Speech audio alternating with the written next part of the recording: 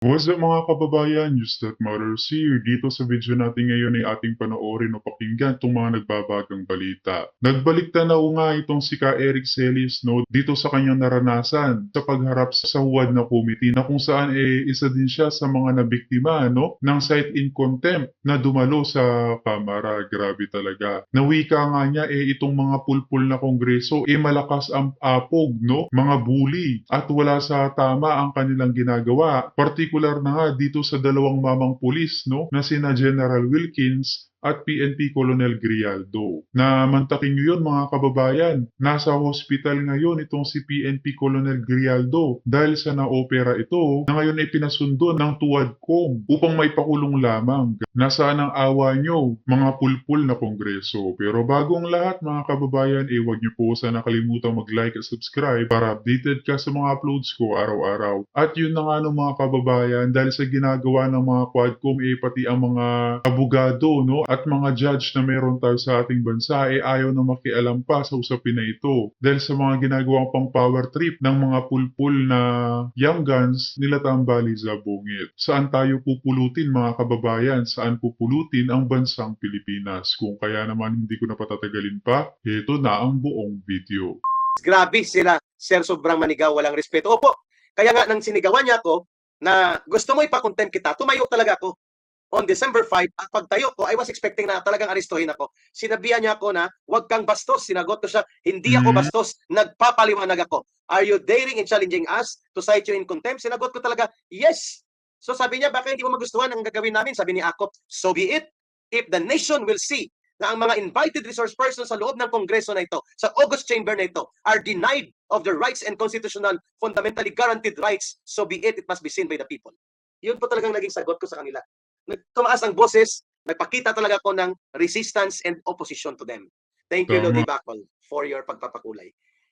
Hindi po ganun kalakas ang loob ng iba po sa ating kababayan na naiimbitahan na resource persons para lumaban sa kanila.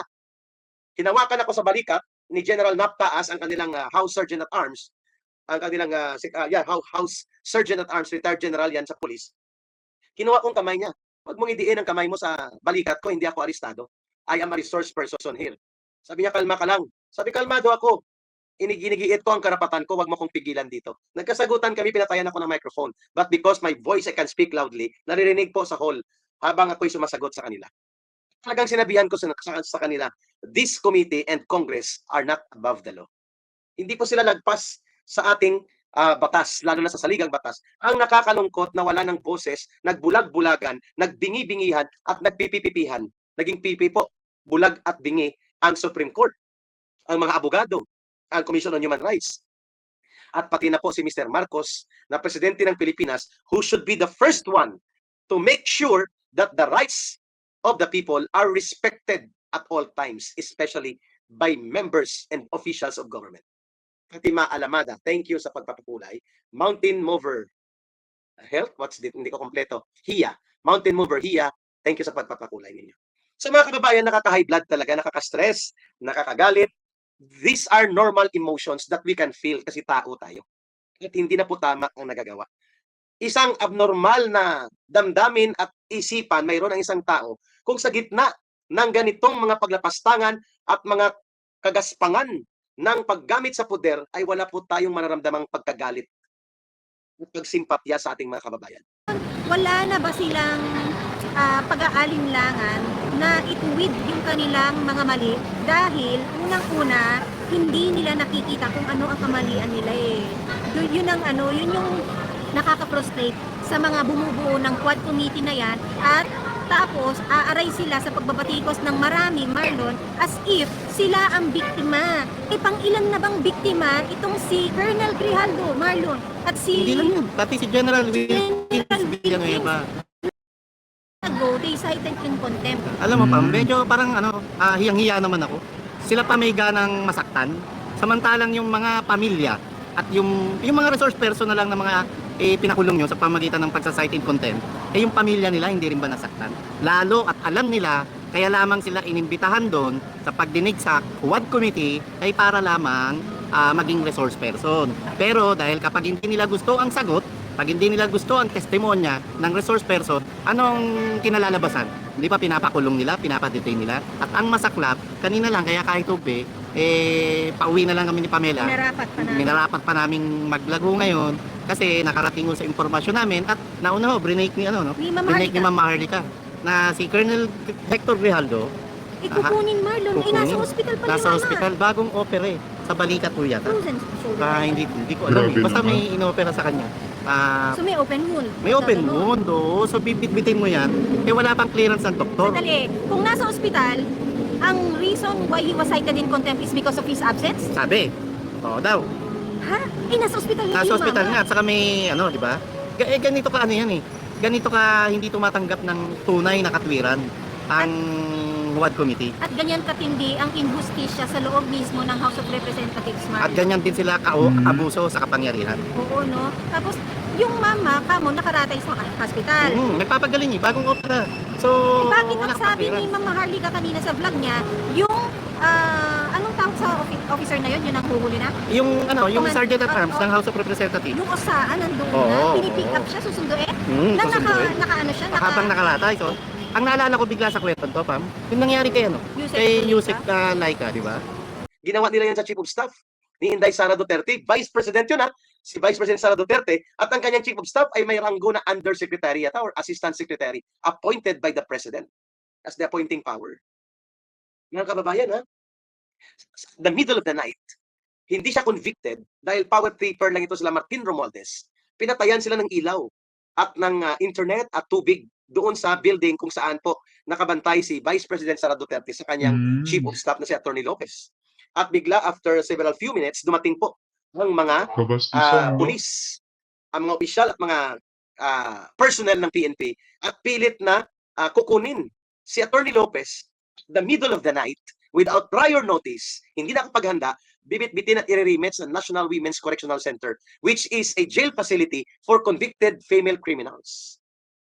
Klaro po, kung hindi pa pang-aabuso yon, nang pinatulan sila ni Vice President Sara Duterte, pinigilan ng kanilang paglapastangan sa individual na karapatan ng mga tao na hindi pa convicted at dahil gusto nilang i-contempt at ipakulong. At sa harap-harapan ay muntik pang balyahan ng pintuan, rear door ng ambulance ang pagmumukha ni Sara Duterte ng isang police colonel. Nang tumulong ang mga sundalo at opisyal ng AFP na naka-mission detailed doon sa pag-secure sa Vice President, aba sila pa ngayon ang masama at pinapaimbestigahan sila ng Philippine National Police. At mukhang ganun din po ang ginawa ni General Bronner, ang Chief of Staff ng Armed Forces of the Philippines. Nirelieve niya lahat ang mga sundalo na naka-detail opisyal at mga personnel ng AFP after that incident. Now you will understand kung bakit ganun ang naging actuations at naging pahayag ni Inday Sara Duterte during that very particular specific moment. Para sa akin, outburst of emotion niya yung kanyang press conference na yon. Lesson learned din yan kay Inday Sara Duterte. Tapos yung mga vloggers na nag-join, no? Sa press conference ni VP Sara, kamukha ni Attorney Trixie, kinasuhan itong sinakong barbers. At ganun din po sa akin na naaral ko yan. Pag galit ka, i-control mo ang public statements kasi mahirap bawiin. Especially kung ikaw ay mataas na opisyal ng gobyerno.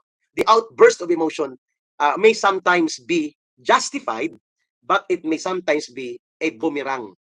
Pwedeng gamitin ng mga kalaban mo sa iyo kapag naibitaw mo na at na-release in public. Grabe po talagang administration na ito. Opo, nakakasuka sila. Salamat nandyan kayo na nag-uusig at naninindigan. Dapat pera ng bayan ay napupunta pa sa kanila at i-abolish na ito. Mary Ann C. Ars, OFW, dapat sila i-public servants, hindi sila mga hari. Correct. Sabi ni Ars OFW. Grabe, terrible ito mga kababayan. So sino po makapagpigil nito? Ng abusong ito, there is sinasite ito ni Attorney Harry Roque. Ginawa na ito ng Supreme Court sa Lincoln Ong case.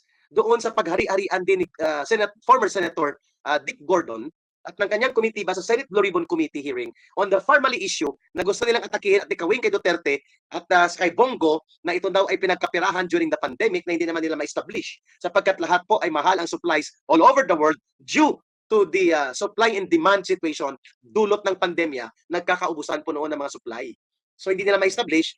Ngayon, pinakulong din nila po itong sila Lincoln Ong at iba pang mga executives and officers ng Farmally Company or Farmally Corporation. At ang sabi ng Supreme Court, maghinay-hinay dapat sa paggamit ng contempt powers. Isang branch of government na may ganong vested power to use the contempt power to compel persons who are invited or should be part of a committee hearing or investigation in aid of legislation. Ang purpose kung bakit ka pumupunta sa Kongreso, sa Senado man o sa House of Representatives is in aid of legislation. Hindi ka dapat pinipersecute, binubuli, binabastos, pinapahiya, dinuduro at sinisigaw-sigawan. Lalo na ipinapakulong nang walang kadahilanan at hindi dumaan sa due process of law na wala kang karapatang magdepensa ng sarili mo. Yan po ay nakasaad sa mga batas natin. Kung ganun po ang ginagawa ng mga tuwadkom ni Martin Romualdez, ang pananagutan yan kay Martin Romualdez. Ang tawag po dyan, Tama. ang kabastusan at ang panghahalay at katarantaduhang ugali na ginagawa ng mga tuwadkom members at members of the House of Representatives laban sa mga individual na karapatan ng mamamayan at ang kanilang lantaran at laksa-laksang sistematikong paglabag sa mga batas, lalo na sa saligang batas. Ang ganyang kalagayan, pananagutan niya ng Speaker of the House as leader of the institution. Di nyo ba napansin mga kababayan, tahimik na tahimik tong si Tambalos habang ang mga aso niya kahul ng kahul. Kasi alam niya na play safe siya mga kababayan, nababayaran niya itong mga pulpul na quadcom, no? Ang tawag dyan, respondeat superior. Command responsibility. Hindi siya pwedeng magsabi, wala ko dyan. I am not attending the committee hearings. I am not part of any investigation procedures being conducted by particular committee at the House of Representatives. Hindi niya pwedeng sabihin po yan. Bilang head of office and head of the institution, which is the House of Representatives, bilang Speaker of the House, ang accountability at ang leadership responsibility o ang tinatawag na respondeat superior or the command responsibility exclusively rests with Martin Romualdez. So kung ganito kagaspang, kabuli, kabastos at kabalahura, ang abuso sa poder at kapangyarihan ng kanyang mga alipores, pananagutan yan na dapat singilin din ng mamamayan kay Martin Romualdez. Kung hindi kayang pumuna ng Supreme Court at mga retired judges and retired justices, for whatever reason, alam na natin yan, takot na mabalikan at mapaginitan nitong poderoso ala diktador na walang formal na deklarasyon ng martial law, pero parang ganon ang mga actuations nila laban sa kanilang mga kritiko at mga political rivals. Aba. E di sinong pupuna? Sino ang maninindigan? Sino ang magtatanggol ng ating karapatan? At kapag pinatawag ako, malamang ay i-contempt ako kaagad at ipapakulong ako either sa Quezon City yan, Quezon City Jail. No? Doon ako dadalhin. O baka gusto nila sa New Bilibid Prison pa. Pag mangyari po yan, kayo nang bahala sa pamilya ko, I will go that way. At ipapakita ko sa mamamayan pag pinatawag ako doon, bakit ko sila binabastos dito sa vlog ko, kakasuhan ako whatever inciting to sedition, or cyber libel, or whatever crimes na pwede nilang isipin by weaponizing the law, I am willing to face the consequences of my actions. Just to make the people in this country realize na the moment we stop talking and the moment we stop standing up for our rights, we become a dead nation. Freedom has a price. It is very expensive. And one of the price of freedom is vigilance. Para ang kalayaan ay manatili at ang karapatan ay maging buhay, ito'y dapat minamatyagan, ipinagtatanggol, iginigiit, pinapanindigan. The price of freedom is vigilance. Ang pagmamatyag laban sa mali, buso, at ang pagiging handa sa pagtindig para ito igiit ang tama batay sa karapatan at mga batas. Yan po ang expensive price of freedom. Nasa Pero ospital. anong facility siya dadalhin?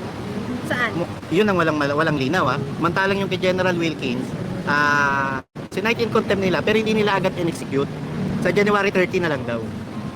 For humanitarian reason, For because humanitarian magpapasko, reason. Marlon. Oo, kasi Ano magpapasko. na lang yung mama na may sugat, open wound ka o opera, nakaratay sa ospital, susunduin ngayon ng Osawa sa kanyang Anong Osawa? hospital. Ay, Para porn star yun. Para porn star yun, Pamela. Osaa? Okay. Ikaw yung tenga Erase. mo, Osawa, Mali lang. erase po. Ikaw, mali ka, Okay, Marlon. okay. Yung Osaa, sinusundo siya. Pero si General Wilkins, meron silang tinatawag na for humanitarian reasons at dahil magpapasko, next year na ikukulong. Ang tingin yata nila kay Colonel Grijaldo, hindi human. Ay, ano siya? Stuffed toy? Ano siya? Teddy bear? Yung oso na tinani mo sa Christmas tree? Yung ano siya? yung uso ngayon, yung stop Ano, lalabu? Labubu? Labubu. Labubu? Oh, yun. So, pwede kang may humanitarian reason doon sa Sa isang isang- tao, sa isang general, pero doon sa isang tao, Na nasa ospital, na nasa ospital, nakaratay. tatarantaduhin mo ng ganyan, susunduin mo. Ano to, may At- clearance ba ng doktor na Wala nga eh, wala. At hindi pwedeng masaktan ng damdamin na itong mga to. Grabe, Hindi no? pwedeng masaktan ng damdamin ng pamilya nito. Ang may karapatan lang masaktan ng damdamin, yung umiiyak kanina na si Congressman Benny Abante, na ang sinasabi, ito Marlon, gusto ko lang i-relate Alin? ha. na Di yung ba? thou shall not steal. No, meron Alin? siyang di ba binasa na bersikulo, Roman 3:13 na ako sa pag-interpret ko ha, na their throat is an open sepulchre with their tongues they have used deceit. Oo. Ito yung hindi magandang lumalabas sa iyong bibig dahil di ba dati na rin naman nasabi na makapangyarihan ang mga salita. Oo. Pero alam mo Marlon, dito sa sinasabi niya na ano bang Tagalog nito Marlon? Baka pwede nating mahanap. Oh, libingan. Ibig sabihin, merong naagnas ang katawan, mabaho, marumi, di ba? Ako yun yung ano ko eh. Yun yung interpretation ko. Sino bang merong Teka, nung sinasabi pa to ni Congressman Benny Abante, nakatingin ba siya sa salamin? Hindi eh, nakatingin siya sa camera. Oo. Siguro nakikita niya rin yung sarili niya sa TV. Tapos, ang tanong dyan Marlon, di ba ang baho ng bunganga, sino ba naman may larawan sa online ngayon na labas ang dila? Oo, no? Pastor ka, di ba? Pastor ka, Labas ang nakahubad dila. ka. Pastor ka, may hawak ang Armalite. Armalite. Di ba? Oh, ikaw na ang sakalam. Pastor ka, pero yung ano mo, yung way of living mo, sobrang ano, Marlon. Marangya. Marangya. Parang ano to masyado Sobra eh. pa sa nakakariwasa sa buhay. Kaya, Di ba kung iisipin mo, kung hindi ka politiko ngayon at taong simbahan ka at ganyan karangya ang buhay mo, kaninong pera ang ginagasta mo? Yung mga members ng simbahan, di ba? Pero ngayon na lang siguro to yumaman. Hindi natin alam kung saan galing ang Naturingang yaman pastor nito. siya. Alam na alam niya kung bakit si Jesucristo nakasandals, nakasinelas lang.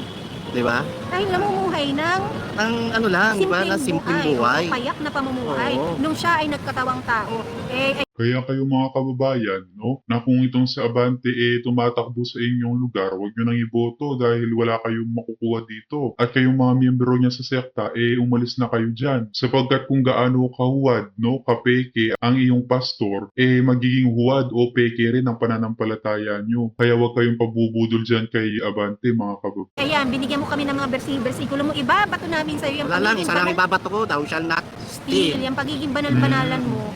Pero sino ang nag-cite and contempt? Ito naglalaban to eh, Abante and Paduano. Yung Malamang si yung kay Paduano. Grijaldo, wala akong information Pero yung kay General Wilkins, ang sakit din nangyari kay General Wilkins si Paduano. Okay, Marlon. Bakit natin nasabi sa ating titulo sa tandang pananong ang isang General Wilkins at Colonel Grijaldo ay maaaring maborgor kung sila ay dinetene sa mga pasilidad na yan.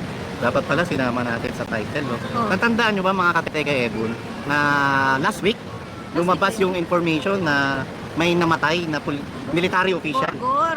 Sorry, nagorgor. Kulit mo kasi puri. Na Lasing ka ba? Wala.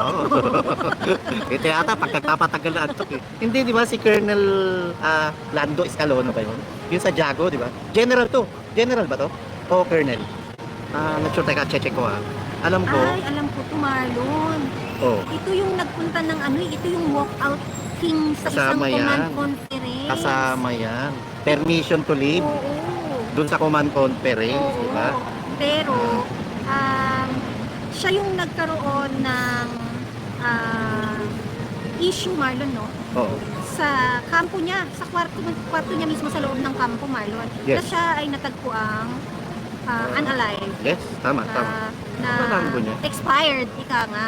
Wala na. Colonel, Colonel si siya. Rolando Escalona Jr. Isa siyang lawyer, tama. Isa siyang Lawyer. abogado Oo. na naka-assign sa Judge Advocate General Services o JAGS. Jago to eh. Na unfortunately wala na hindi na nakasama dito sa mundong ito dahil natagpuang ano ba 'to, binaril? Hindi pa malaman eh. And yun nga yun, no, bakit tahimik ang Commander-in-Chief? Sino ang Commander-in-Chief? Eh di syempre, Presidente. si Marcos Jr. O bakit tahimik ang Chief of Staff? Eh sino ba Chief of Staff? Si Siyempre si General Omet Browner, di ba? Bakit wala kayong inilalabas sa pahayag? Kaya ang balita ko, Pam, ultimo pamilya ni Colonel Escalona ay Nagsasalita na, umaaray na. umaaray na, nasasaktan. Na-offend na. Pam, Commander-in-Chief ka. Hindi ka man lang, di ba? Ang bigat dun sa loob ng Kaya- krami At itong si na Colonel, mayroong pagdududa, may foul play. at si Colonel Lando Escalona, Marlon, hindi naman baguhan sa kanyang ranggo or hindi naman nagsisimulang uniformadong tao, di ba? Ito, he grew from the ranks na hindi mo siya dededmahin na hindi ka magsalita. At kahit ikaw ay nasa pinakamababang ranggo, Marlon, as the chief, as the commander-in-chief, dapat yung puso mo nandun sa sitwasyon, Mismo. nakikiramay at agad kang nagsasalita, nagpapahayag ng lungkot at pagkabahala, bakit mismo sa loob ng kampo nangyayari ito. Diba? Kaya ngayon, hindi natin maalis sa ating mga isip na kung ikaw na uniform personnel ay hindi safe sa loob ng kampo mo, ng barracks mo, Paano pa mga ordinaryong tao? Yes, at lalo na tong dalawang to na ikukulong mo at maraming nasabi na itinaaray ng maraming opisyal. Yung nga ang nakakapangamba, nakakatakot. Kasi ang balita Delikado po yan, no? Lalo na ganyan ang galaw o timbre ng mga pulpul na kongreso at alam nila na malapit na ang kawakasan nila. Baka may gawing masama nga dyan sa dalawang mamang pulis. Kaya kapag may nangyari sa dalawa, alam na natin mga kababayan kung sinong dapat isisi, kundi ang mga pulpul na quadcom. balita, si Colonel Escalona, siya nga kasama siya doon sa mga opisyal na nag-walk out doon sa command conference. At biglang-bigla, natagpuan na wala ng buhay sa mismong tanggapan niya sa Grabe. AFP headquarters mismo sa Camp Aguinaldo. Ayun yung nakakatakot. Hindi ka safe sa sarili mong pamamahay. At magpapasko, naulila ni Colonel Escalona yung pamilya niya. Unang Pasko nila na yung hinahangaan nila, pinakamama nilang ama ng tahanan, haligi ng tahanan, basta-basta na lang ginurbur. Hindi natin sinasabi na may kinalaman dito yung Administrasyong Marcos, pero bilang Commander-in-Chief at General Omet Browner, Sir, mawalang galang na po. Bigyang linaw nyo naman to dahil sakit na po ang kalooban ng pamilya Escalona. Alam mo kung i-relate mo ang sakit na kalooban ng pamilya Escalona, representasyon din, Marlon, ng sakit at hinanakit ng loob ng maraming Pilipino sa hindi pagtugon ng isang presidente ng bansang ito na i-prioritize ang mga dapat i-prioritize, Marlon, na unahin ang mga dapat mga importanteng bagay such as yung, diba, buhay ang nawala, dead ka pa rin. Saan ka? Yung ang weak-weak mo na, ang bagal at kupad-kupad mo pa. Tapos, ganyan, di ba? Questionable, may pagdududa na di umano, merong foul play na dapat liwanagin ng AFP at ng Palasyo ng Malacanang. Eto ngayon, kinukuha para ikulong si La Colonel Grijaldo at si General Wilkins Villanueva sa January pa si General Wilkins. Hindi kaya ganito rin mangyari kay Colonel Grijaldo? Gurgurin din siya. Bila na lang matagpuan, wag naman sana, sa loob ng kanyang kwarto na wala na rin buhay. Ibigyan, ibalik tanong natin. Sino si Colonel Grijaldo, Marlon? Siya? Si Colonel Grijaldo, siya po yung hepe ng Mandaluyong Police Station nung mangyari na magurgor ang retired general na secretary ng PCSO, no? Na si General... Cypher. Okay, yeah. Anyway, pinagdududahan siya na kasabwat ni Colonel Garma dahil magkamista sila sa Philippine National Police Academy, pero sa kasagsagan ng pagdinig, ipinatawag si Colonel Grijaldo sa tanggapan ni Congressman Dan Fernandez. At saka ni Congressman Benny Abante, Oo. aka Thou Shall Not Steal. Wala ba sumunod? Thou Shall Not Steal. Na siya ay binigyan ng papel. Binigyan ng papel. At sinabing, Na, sundin mo lang. susugan niya yung testamento o statement o pahayag ni Colonel Garma Na meron. na dinidiin ang Pangulong Rodrigo Roa Duterte na merong reward money sa campaign o sa gera kontra droga. And nung binuksan ang kaparehang hearing naman sa Senado, doon na nagkalakas ng loob ang isang Colonel Grijaldo, Marlon, na sabihin sa presensya ng isang Senator Bato at ang committee Ang committee sa Senado. na sinabi niyang siya ay pinasok nga ni Benny Abante at ni Dan Fernandez, Marlon, at sinabing sundin lamang kung ano yung nasusulat na testamento o na statement, no? Hindi naman tinanggi nung dalawang magigiting na congressmen. Instead, what they did to counter the truth that he said in Senate, nag-step down sila dun sa committee. At ang sinabi nilang dahilan, kaya nila pinatawag, may tinanong lang daw sila. Oo. May tanong pala, dami nyo naman tanong nung Congress Inquiry sa WAD Committee. Ba't kailangan nyo pa ipatawag sa kwarto nyo? So, meron pagdududa talaga. At malamang sa malamang, may katotohanan o mas dapat paniwalaan yung pinagsasabi ngayon ni Colonel Grijaldo. Oo, lalo na tingnan mo, nagkaroon sila ng humanitarian consideration kay General Wilkins at sa kanya wala. Gagamitin ba nila ang pagkakataon na siya ay may open wound na kung siya ay i-detain, Marlon, sa isang ordinaryong kwarto sa House of Representatives na hindi equipped in case na magkaroon ng infection ng sugat Yung niya. sepsis, no? Oo. So matatagpuan na lang din ba siya doon isang araw na gorgor na? Wag naman. Diba? Wag naman. Yun ba? Wag Bakit meron kayong amor o puso na konsiderasyon kay General Wilkins at wala dito kay Colonel Grijaldo? Pero Pam, kung sa January sakaling ipatupad yung contempt laban kay General Wilkins, wag nating kalimutan. Si General Wilkins Villanueva, isang decorated na